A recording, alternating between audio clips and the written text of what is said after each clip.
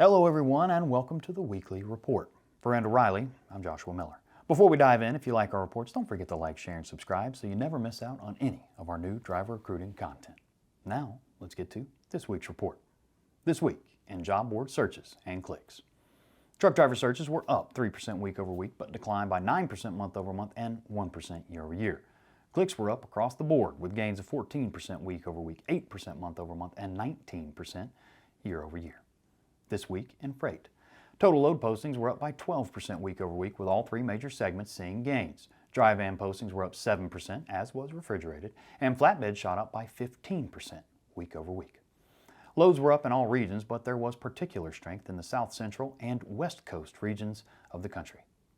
Truck availability rose by 21% week over week as the overall load-to-truck ratio fell to its lowest level since November of 2020.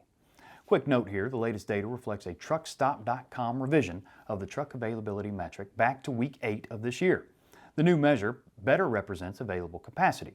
On average, the revision increased the load-to-truck measurement by nearly 22 points since the new measurement of truck availability is lower than the previously reported data. Spot rates remained flat week over week, but rates for all three segments saw declines.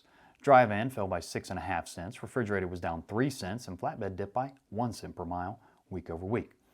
Total spot rate is just under the record high. However, that rate excluding fuel is still a full 35 cents below that record. Now, the reason the overall spot rate remained flat while each segment saw declines is that the volume gains in flatbed outpaced the van segments, which are currently seeing far lower rates.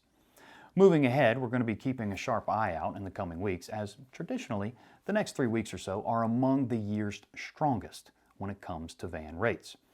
But with supply chain disruptions still confounding seasonal expectations, it has become increasingly difficult to predict the rate certainty for the rest of June.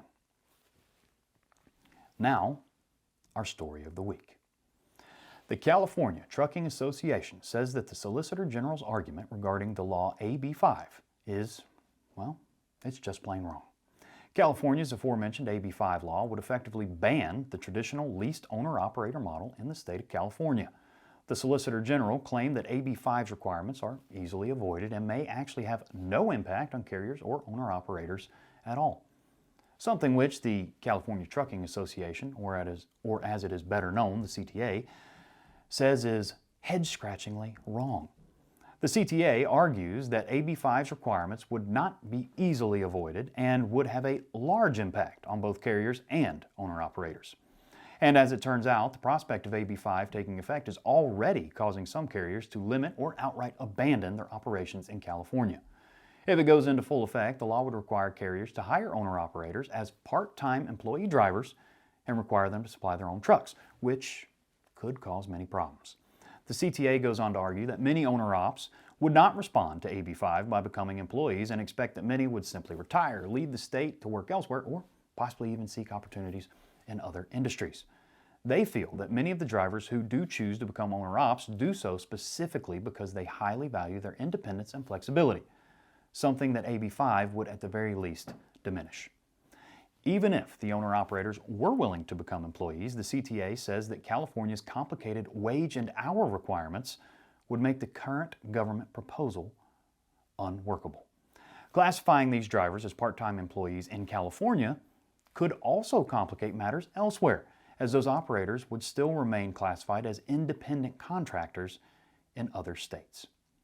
These two different classifications would cause major headaches for carriers as they move freight into or out of the state of California. And that does it for this week's report. Thanks so much for joining us today. We hope the information has been useful and informative to you. As always, there is a downloadable PDF version of everything we've covered today that's available in the description area on YouTube or in the main body of the page on our Randall Riley site. We look forward to you joining us again next week as we take another look back to help you move forward. Until then, have a great week, everybody.